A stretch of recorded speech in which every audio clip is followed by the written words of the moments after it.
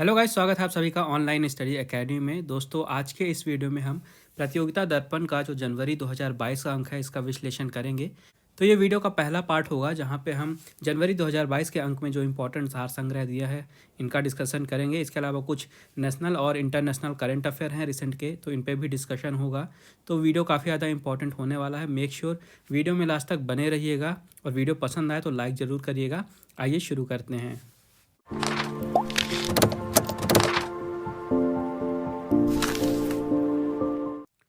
तो शुरुआत करेंगे सार संग्रह से। सबसे पहले भारतीय इतिहास एवं संस्कृति दिया हुआ है, तो इसको डिस्कस करते हैं।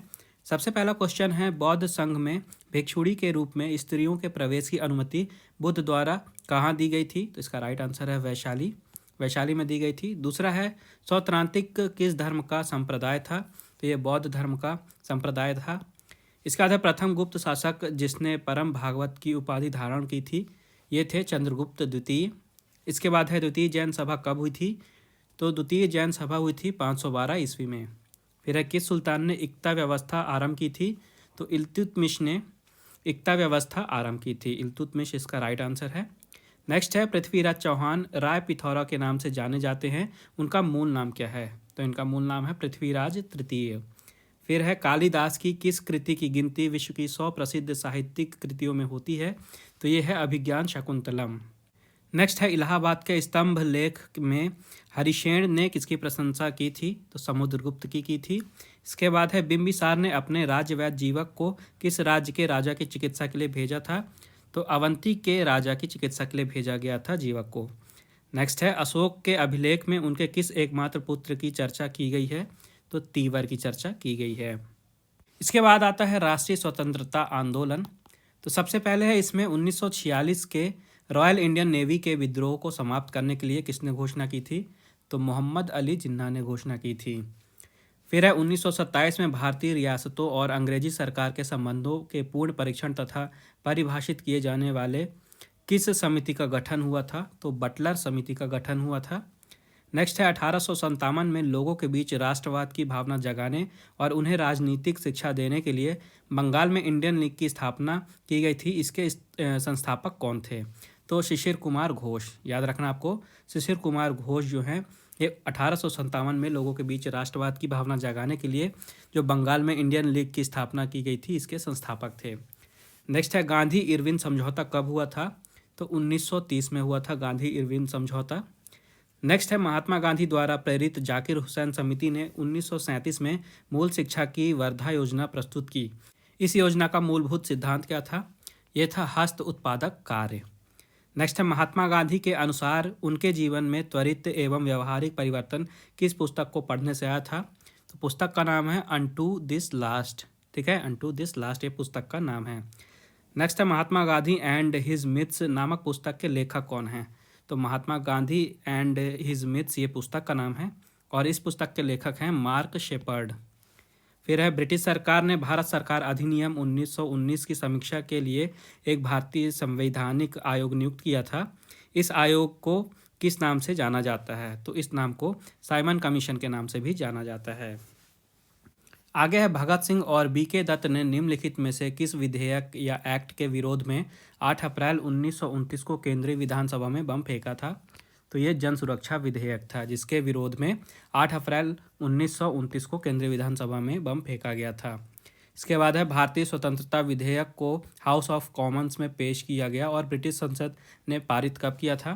तो इसे 18 जुलाई 1947 को हाउस ऑफ कॉमन्स में पेश किया गया था और इसके बाद ब्रिटिश संसद ने पारित किया था। इसके बाद आता है भारतीय राज्य व्यवस्था एवं संविधान। तो इसमें सबसे पहला क्वेश्चन है, भारतीय संविधान के अनुसार भारत के उपराष्ट्रपति की कम से कम उम्र कितनी होनी चाहिए? तो कम से कम उम्र होती है 35 वर्ष।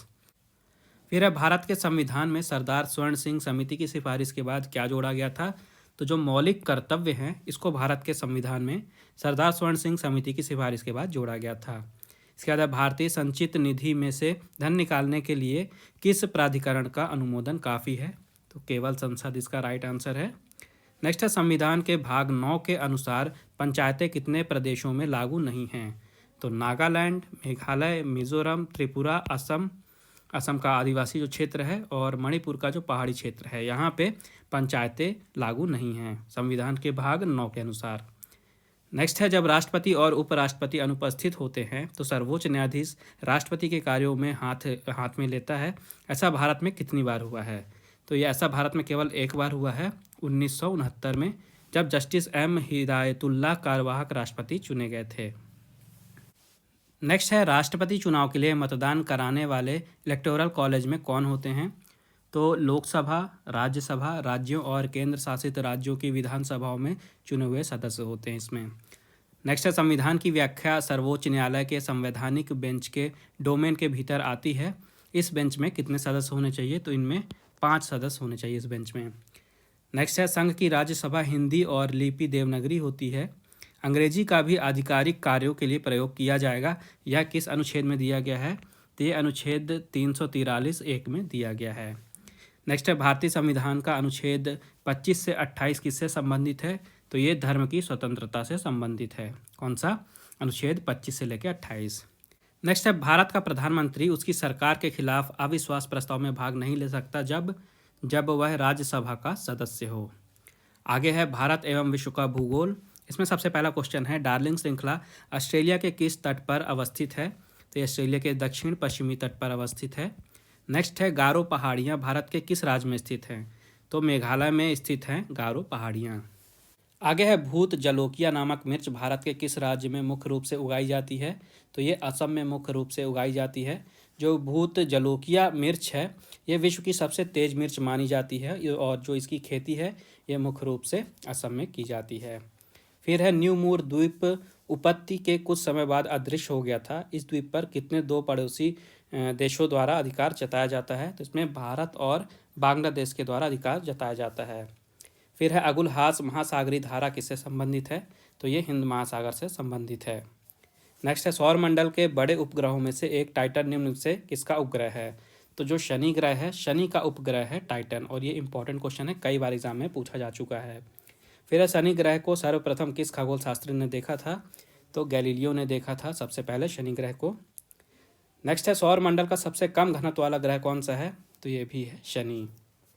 नेक्स्ट है, अपनी धुरी पर सूर्य की ओर अधिक झुकाव के कारण कौन सा ग्रह लेटा हुआ ग्रह के उपनाम से जाना जाता है? तो यह है अरुण यानी कि यूरेनस। नेक्स्ट है, अन्य ग्रहों की अपेक्षा विपरीत दिशा में घूमने वाला ग्रह कौन सा है? तो इसका भी आंसर है अरुण यानी कि यूरेनस। आगे है, पर्यावरण एवं जैव विविधता। तो इसमें सबसे पहला क्वेश्चन है, पारिस्थितिकी तंत्र में उपस्थित जीवों की संख्या भार व ऊर्जा के आधार पर क्रमानुसार दर्शाया जाए तो बनने वाली आकृति कौन सी होगी? तो जो बनने वाली आकृति है ये पिरामिड होगी। फिर है, पारिस्थितिकी तंत्र में ऊर्जा का पिरामिड कैसा होता है? तो ये हमेशा सीधा होता है। फिर है, प्रचुर जैव विविधता संपन्न राष्ट्रों को किस श्रेणी में रखा गया है? तो इसे मेगा डाइवर्सिटी देश की श्रेणी में रखा गया है।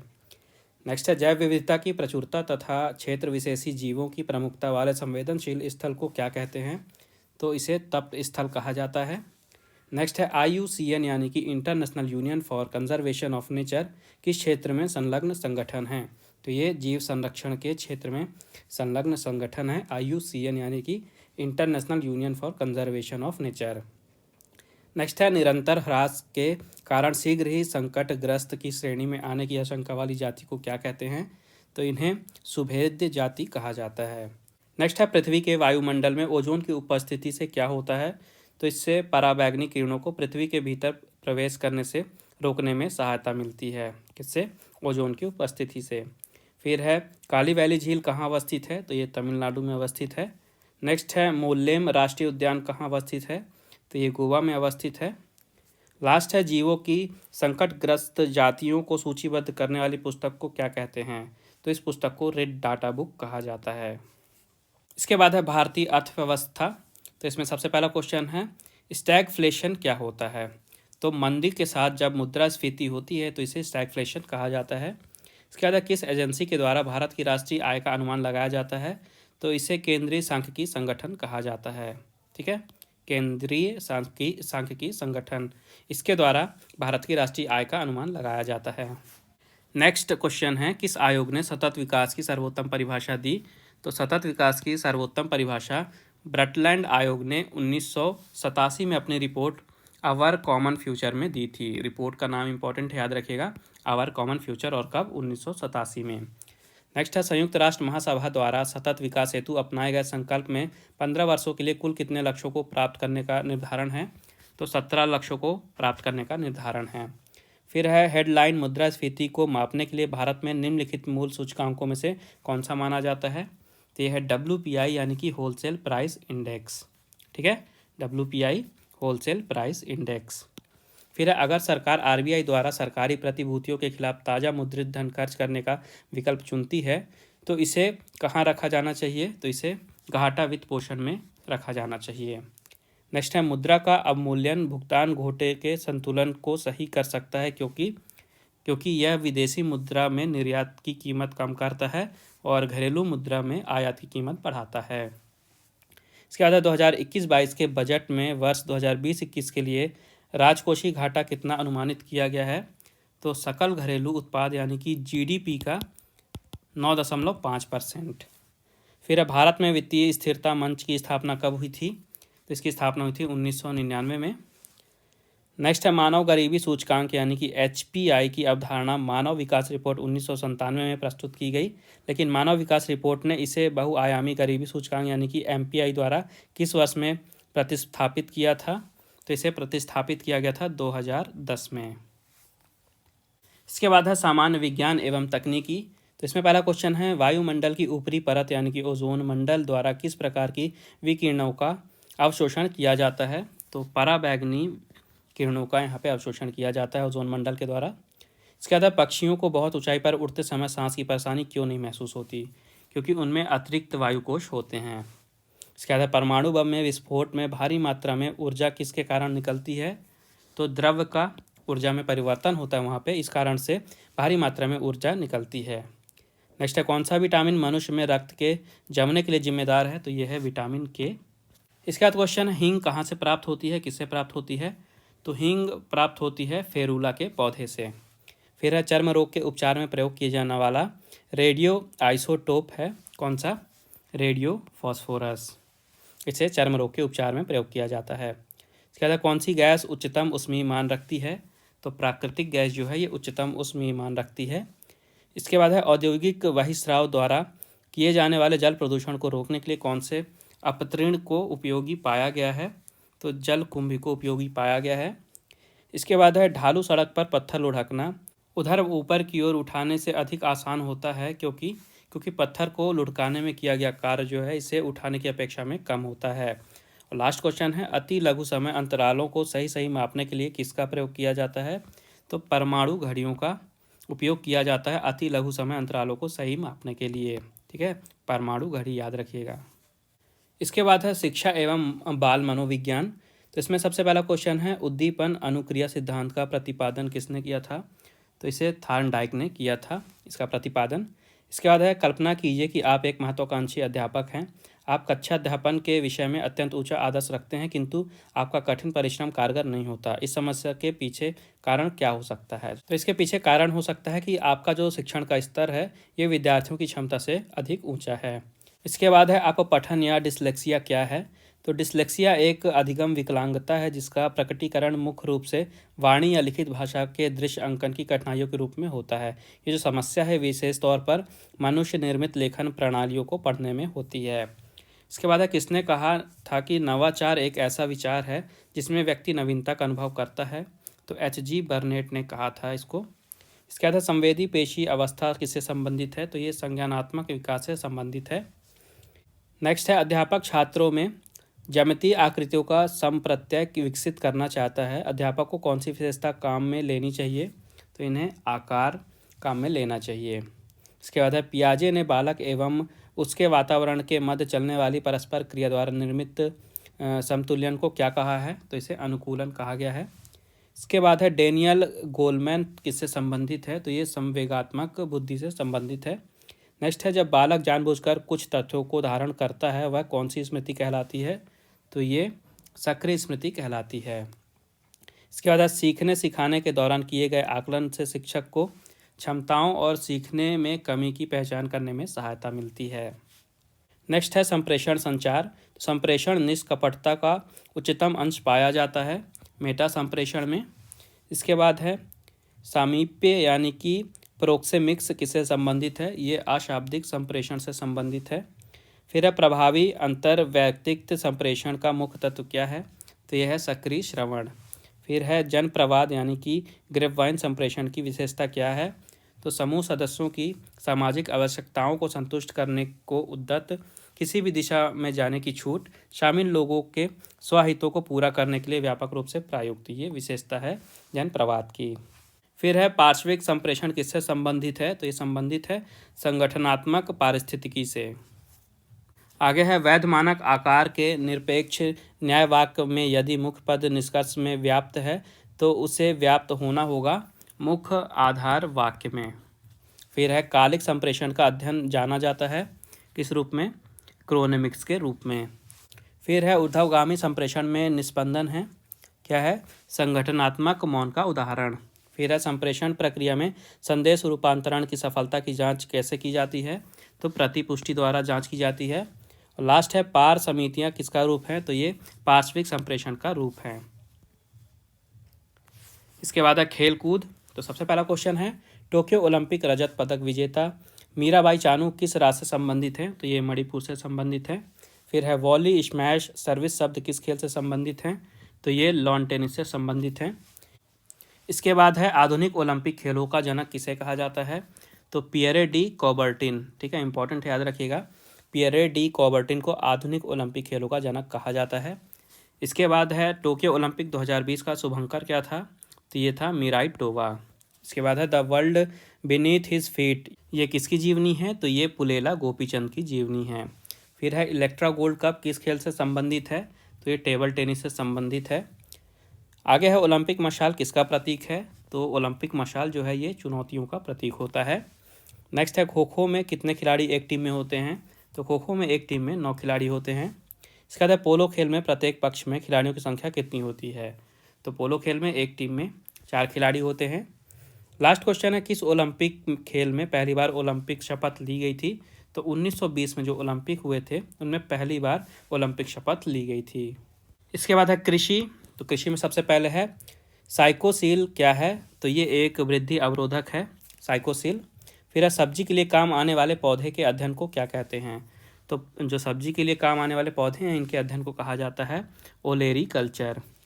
फिर है पोमोलॉजी। तो किसके अध्ययन को पोमोलॉजी कहा जाता है, तो जो फलों का अध्ययन होता है उसको पोमोलॉजी कहा जाता है। फिर है गेहूं की फसल को कितनी बार सिंचित करने की आवश्यकता होती है, तो गेहूं की फसल को 6 बार सिंचित करने की आवश्यकता पड़ती है। नेक्स्ट है कपास का रेशा मुख्य रूप से किससे बना होता है, तो ये सेलुलोज से बना होता है। जो कपास का रेशा होता है ये मुख्य रूप से सेलुलोज से बना होता है। अगला है चावल की प्रथम बोनी किस्म जो भारत में विकसित हुई थी, तो ये थी जया, नाम याद रखिएगा, जो जया थी ये चावल की प्रथम बोनी किस्म थी जो भारत में विकसित की गई थी। नेक्स्ट है शुद्ध वंशक्रम वर्ण द्वारा कौन सी फसलों का नस्ल शुद्धिकरण किया जाता है, तो स्वपरागणित फसलें जो हैं इनका शुद्धिकरण किया जाता है शुद्ध वंशक्रम वर्ण के द्वारा। फिर है धान का प्रसिद्ध खैरा रोग जो है इसका कारण क्या है, तो जस्ता की कमी से होता है खैरा रोग। इसके बाद है किसे मानव उत्पादक धान अन्न यानी कि मैन मेड सीरियल्स कहा जाता है, तो ट्रिटिकेल्स को कहा जाता है मैन मेड सीरियल्स। इसके बाद है दलहन फसलों में कौन सा रंग द्रव्य यानी कि पिगमेंट नाइट्रोजन स्थिरीकरण यानी कि नाइट्रोजन फिक्सेशन में सहायक होता है, तो इसका राइट आंसर है लेग हीमोग्लोबिन, ठीक है, इसका राइट आंसर है लेग हीमोग्लोबिन। ये दलहन फसलों में नाइट्रोजन स्थिरीकरण के लिए सहायक होता है। आगे है देखिए कंप्यूटर ज्ञान।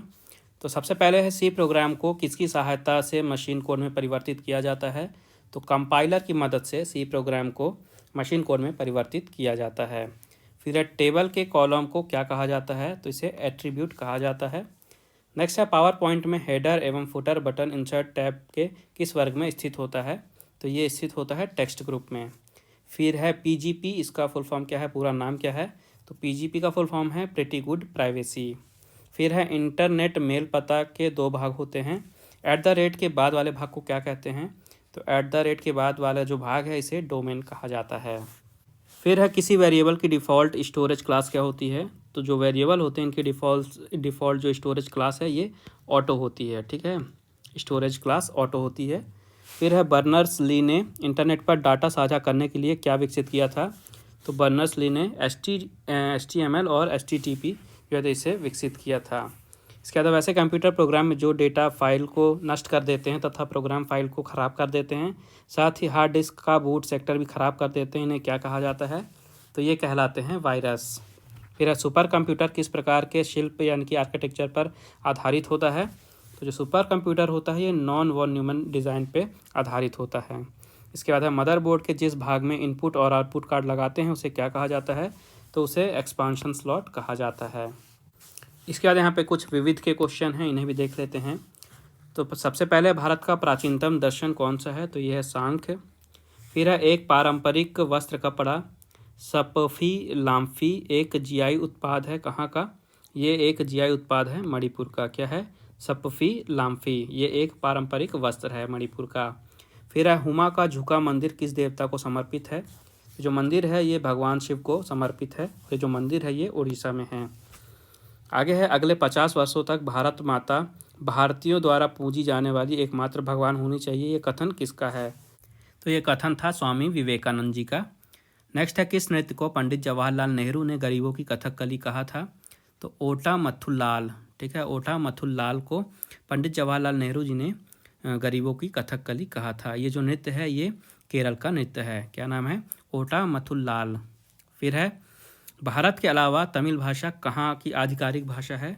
तो जो तमिल भाषा है ये भारत के अलावा श्रीलंका और सिंगापुर की आधिकारिक भाषा है। इसके बाद है बेसिलिका ऑफ बॉम जीसस नामक विश्व धरोहर स्थल किस प्रदेश में है? तो ये गोवा में है। इसके बाद है किसने पाथेर पंचाली नामक उपन्यास लिखा जिसके आधार पर सत्यजीत रे ने इसी नाम की फिल्म बनाई थी? तो विभूति भूषण बंदोपाध्याय जी ने पाथेर पांचाली नामक उपन्यास लिखा था। इसके आधार नृत्य और संगीत की प्रसिद्ध मुद्रा लावड़ी किस प्रदेश में प्रयोग की जाती है? तो ये महाराष्ट्र में प्रयोग की जाती है। और आखिरी क्वेश्चन है मोई मूर्तियों नामक चट्टानों से बने मनोलिथिक मानव अवशेष जिन्हें मध्यकालीन दुनिया के 7 भूले हुए चमत्कारों के तहत भी गिना जाता है, ये किस देश में स्थित है? तो ये स्थित है चिली में। आइए अब डिस्कस कर लेते हैं कुछ स्मरणीय तथ्य जो कि लेटेस्ट करंट अफेयर से रिलेटेड हैं। तो सबसे पहले हम नेशनल यानी कि राष्ट्रीय इवेंट्स डिस्कस करेंगे।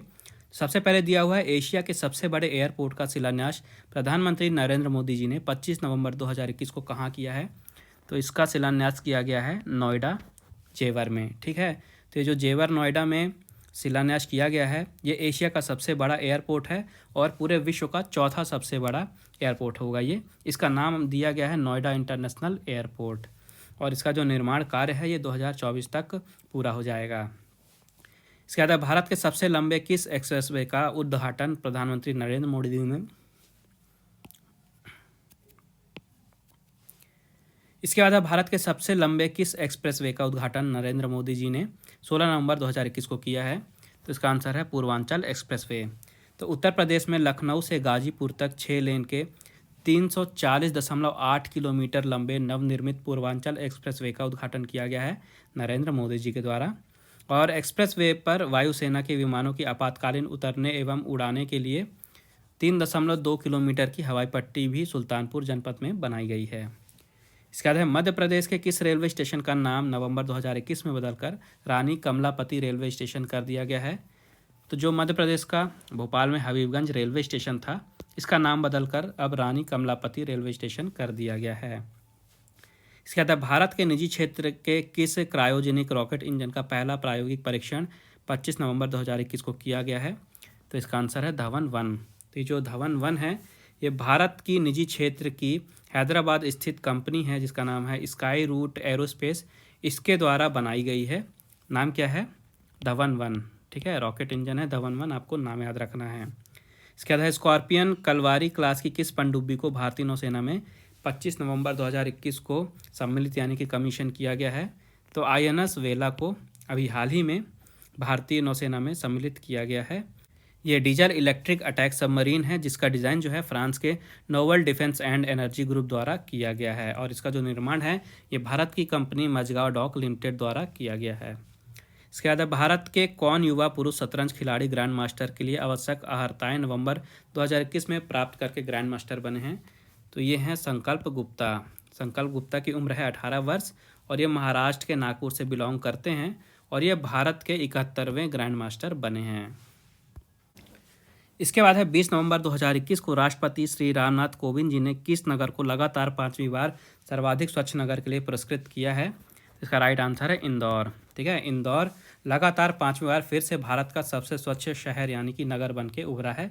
इंदौर जो है ये मध्य प्रदेश में स्थित है और सूरत एवं विजयवाड़ा का इसमें दूसरा और तीसरा स्थान रहा है, यानी पहले पे इंदौर, दूसरे पे सूरत और तीसरे पे विजयवाड़ा। अगला क्वेश्चन है, किस हिंदू देवी की कनाडा से वापस आई 18वीं शताब्दी की निर्मित मूर्ति 15 नवंबर 2021 में वाराणसी पहुंची है? तो इसका राइट आंसर है अन्नपूर्णा देवी जी की मूर्ति। तो एक्चुअली में 18वीं शताब्दी में अन्नपूर्णा देवी जी की जो मूर्ति थी ये वाराणसी से चोरी करके कनाडा ले जाई गई थी। इसे रिसेंट में ही पुरातत्व सर्वेक्षण विभाग के प्रयासों द्वारा वापस लाया गया है और इस मूर्ति को काशी विश्वनाथ मंदिर में फिर से स्थापित किया जाएगा। नेक्स्ट क्वेश्चन है, 24 नवंबर 2021 को मणिपुर में गृह मंत्री अमित शाह ने किस महिला स्वतंत्रता संग्राम सेनानी की स्मृति में जनजाति म्यूजियम की आधारशिला रखी है? तो इसका राइट आंसर है रानी गेदिल्यू। ठीक है, तो रानी गेदिल्यू ट्राइबल फ्रीडम फाइटर म्यूजियम इसका नाम दिया गया है। इसकी अमित शाह जी ने अभी हाल ही में आधारशिला रखी है। कहाँ पे? मणिपुर में। नेक्स्ट क्वेश्चन है, केंद्रीय नीति आयोग द्वारा सतत विकास लक्ष्य शहरी भारत सूचकांक में 56 शहरों में प्रथम स्थान किस शहर का रहा है?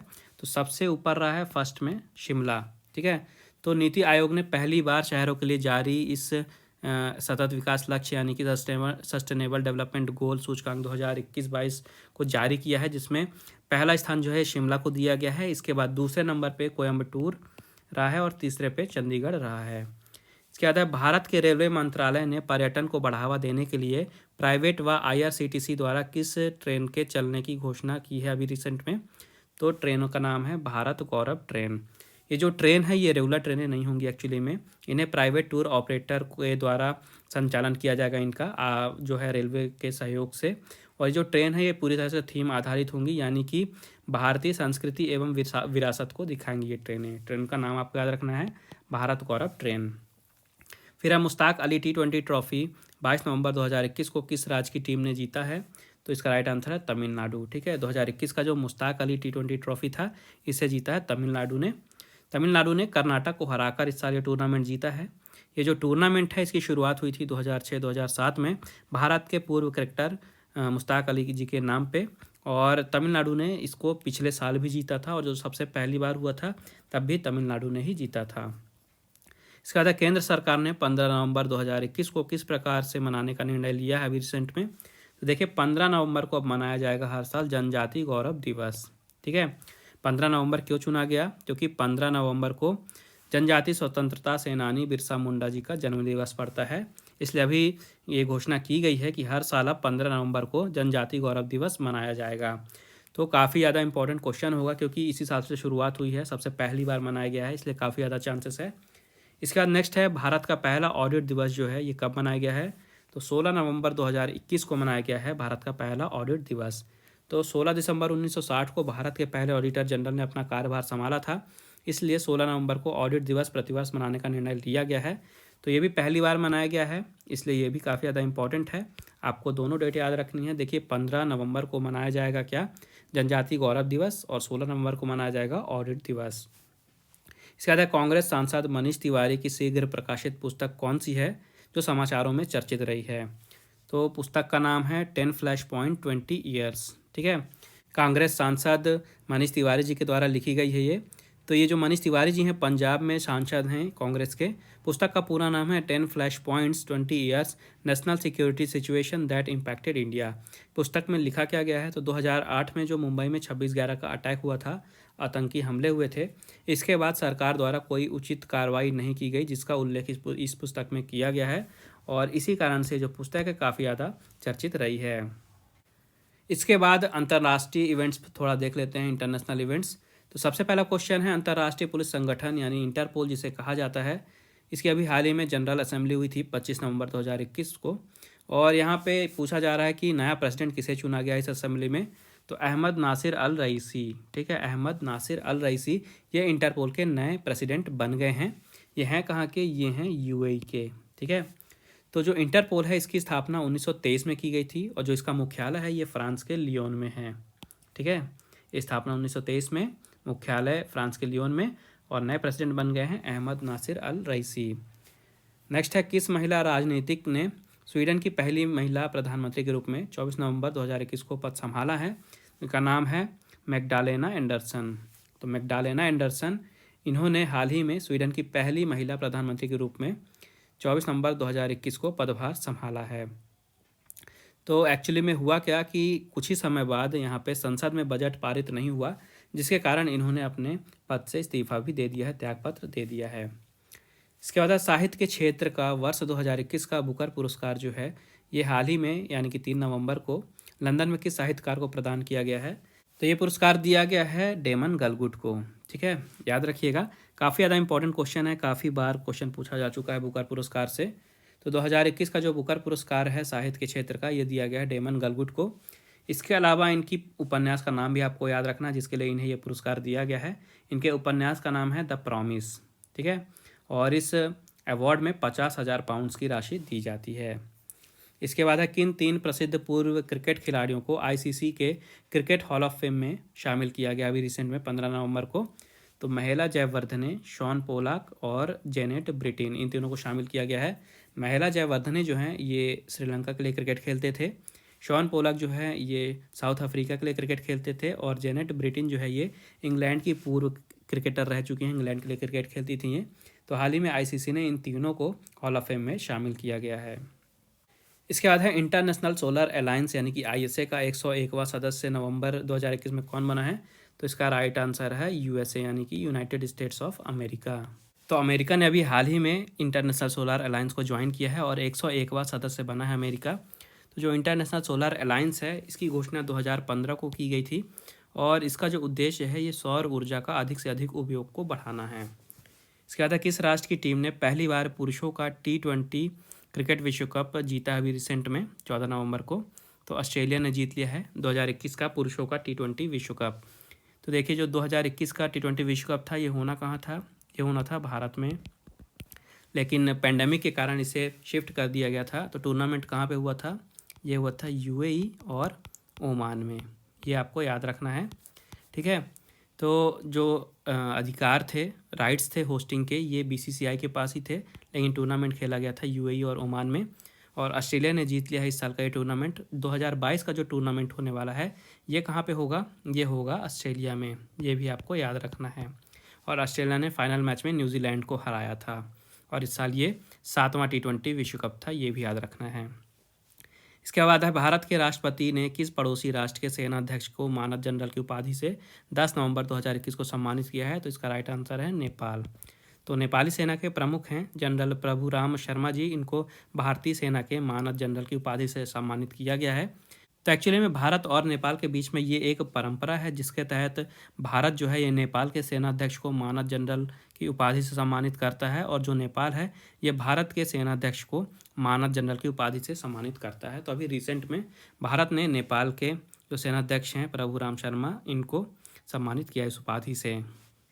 अगला क्वेश्चन है, जलवायु परिवर्तन पर संयुक्त राष्ट्र का आगामी सम्मेलन COP27 नवंबर 2022 में होगा, ये कहाँ होगा? तो ये होगा मिस्र के शर्म अल शेख में। ठीक है, 2022 का जो COP27 है ये नवंबर 2022 में शर्म अल शेख में होगा, जो कि मिस्र में है। इसके अलावा अभी रिसेंट में ही 2021 में COP26 जो है तो ये पूरा हुआ है। ये कहाँ पे हुआ था? ये अभी संपन्न हुआ है स्कॉटलैंड के ग्लासगो में। कब से कब तक चला था? 31 अक्टूबर से 13 नवंबर तक। इसके बाद है, international film festival of India यानी कि IFFI के 52वें संस्करण में किन 2 अंतर्राष्ट्रीय प्रसिद्धि प्राप्त फिल्म निर्देशकों को सत्यजीत रे लाइफ टाइम अचीवमेंट अवार्ड प्रदान किया गया है? तो 2 नाम है, आपको याद रखना है, मार्टिन स्कोर्सेस और इस्तवान स्वाबो। ठीक है, मार्टिन स्कोर्सेस और इस्तवान स्वाबो, ये 2 नाम आपको याद रखने हैं। इन्हें 52वें संस्करण में अभी रिसेंट में ही सत्यजीत रे लाइफ टाइम अचीवमेंट अवार्ड से सम्मानित किया गया है। तो जो मार्टिन स्कॉर्सेस हैं ये अमेरिका से बिलोंग करते हैं, और जो इस्तवान स्वाबो हैं ये हंगरी से बिलोंग करते हैं। इसके बाद दक्षिण अफ्रीका में पाए गए कोरोना वायरस के नए वेरिएंट का वर्ल्ड हेल्थ ऑर्गेनाइजेशन ने 26 नवंबर 2021 को क्या नाम दिया है? तो ये तो आप सभी को पता है, काफ़ी ज़्यादा न्यूज़ में बना हुआ है ये। इसका नाम दिया गया है ओमिक्रॉन। ठीक है, याद रखिएगा, जो रिसेंट में वेरिएंट पाया गया है कोविड का, ये दक्षिण अफ्रीका में पाया गया है और इसका नाम दिया गया है ओमिक्रॉन। फिर है रूस के साइबेरिया स्थित किस कोल माइन में 26 नवंबर 2021 को आग लग गई है? तो इसका राइट आंसर है लिस्तवाझन्या कोल माइन। ठीक है, लिस्तवाझन्या कोल माइन ये कहाँ पे स्थित है? ये रूस के साइबेरिया क्षेत्र के केमेरोवा शहर के पास स्थित है और हाल ही में इसमें आग लग गई थी, जिसमें कई लोगों की जानें भी गई हैं और इसलिए ये न्यूज़ में बनी हुई थी। फिर है तीसरे एशियन यूथ गेम्स 2021 का आयोजन 22 दिसंबर को होना है और कहाँ पे होगा ये पूछ रहा है। तो इसका आयोजन होगा शांताऊ, चीन में। ठीक है, तीसरे एशियन यूथ गेम्स हैं ये। तो एक्चुअली में जो तीसरे एशियन यूथ गेम्स हैं ये 2017 में होने वाले थे, लेकिन कोविड के कारण इसे बार बार पोस्टपोन किया जा रहा था और अभी इनका आयोजन प्रस्तावित किया गया है दिसंबर 2022 में शांताऊ, चीन में। इसके अलावा जो पहला संस्करण था इसका जो आयोजन था ये 2009 में हुआ था सिंगापुर में, और जो 2013 में दूसरा संस्करण था इसका आयोजन हुआ था चीन के नानजिंग में। नेक्स्ट है UNESCO ABU peace media awards 2021 में भारत की किन 2 संस्थाओं को पुरस्कृत किया गया है? तो दूरदर्शन और ऑल इंडिया रेडियो को अभी रिसेंट में ही UNESCO ABU peace media awards 2021 से सम्मानित किया गया है। इसके बाद है भारत किस संयुक्त राष्ट्र संस्था के एग्जीक्यूटिव बोर्ड और वर्ल्ड हेरिटेज कमेटी का सदस्य बना है नवंबर 2021 में? तो इसका राइट आंसर है यूनेस्को। ठीक है, काफ़ी इंपॉर्टेंट क्वेश्चन है ये। ठीक है, यूनेस्को का जो भारत है ये एग्जीक्यूटिव बोर्ड और वर्ल्ड हेरिटेज कमेटी का सदस्य निर्वाचित हुआ है 4 वर्ष के कार्यकाल के लिए, यानी 2021 से 2025 तक के लिए। उसके अलावा जो यूनेस्को है इसका फुल फॉर्म आपको याद रखना है। इसका फुल फॉर्म होता है United Nations Educational, Scientific and Cultural Organisation. Next question है जर्मनी में 16 वर्षों तक चांसलर रही एंजेला मार्केल के सत्ता से बाहर होने के बाद कौन नया चांसलर नियुक्त हुआ है? तो ये हैं ओलाफ शोल्ज। ठीक है, याद रखिएगा, ये भी इंपॉर्टेंट क्वेश्चन है। ओलाफ शोल्ज जर्मनी के नए चांसलर बन गए हैं। इसके पहले कौन थी चांसलर? ये थी एंजेला मार्केल और अब बन गए हैं ओलाफ शोल्ज। तो आज का अंक यहीं समाप्त करते हैं। आई होप आपको सेशन यूज़फुल लगा होगा। अगर वीडियो पसंद आई है तो वीडियो को लाइक ज़रूर करिएगा और ज़्यादा से ज़्यादा शेयर कीजिएगा दोस्तों के साथ। तो ये वीडियो का पहला पार्ट था जहाँ पे हमने जो इंपॉर्टेंट सार संग्रह दिए थे उन्हें डिस्कस किया। इसके अलावा कुछ नेशनल और इंटरनेशनल इवेंट्स दिए थे, करंट अफेयर्स, उनको भी डिस्कस किया। इसके अलावा वीडियो के और भी पार्ट्स आने वाले हैं जहाँ पे हम रिसेंट में हुए appointments, awards, honour, important days, sports affairs, ये सब कुछ डिस्कस करेंगे। आगे कई पार्ट आने वाले हैं। तो अगर आपने अभी तक चैनल को सब्सक्राइब नहीं किया है तो मेक श्योर चैनल को सब्सक्राइब करके बेल आइकन ज़रूर दबा दीजिएगा, ताकि जैसे ही अगला पार्ट का वीडियो आए तो सबसे पहले आपको नोटिफिकेशन मिले। और उसके अलावा आप टेलीग्राम पे भी ऑनलाइन स्टडी एकेडमी को फॉलो कर सकते हैं। टेलीग्राम चैनल पे जुड़ने के लिए आपको जो लिंक है वो इस वीडियो के डिस्क्रिप्शन बॉक्स में मिल जाएगी। टेलीग्राम में होगा क्या कि आपको इसकी तो PDF मिलेगी ही, इसके अलावा दूसरे भी जो इम्पोर्टेंट न्यूज़पेपर और मैगज़ीन हैं, इसके अलावा करंट अफेयर है, डेली वोकैब है, GK है, ये सब कुछ एक ही प्लेस में आपको मिल जाएगा आपकी तैयारियों के लिए। तो मेक श्योर वहाँ पे भी ज़रूर ज्वाइन करिएगा। बाकी मिलते हैं अगले पार्ट में, तब तक के लिए take care and thank you guys.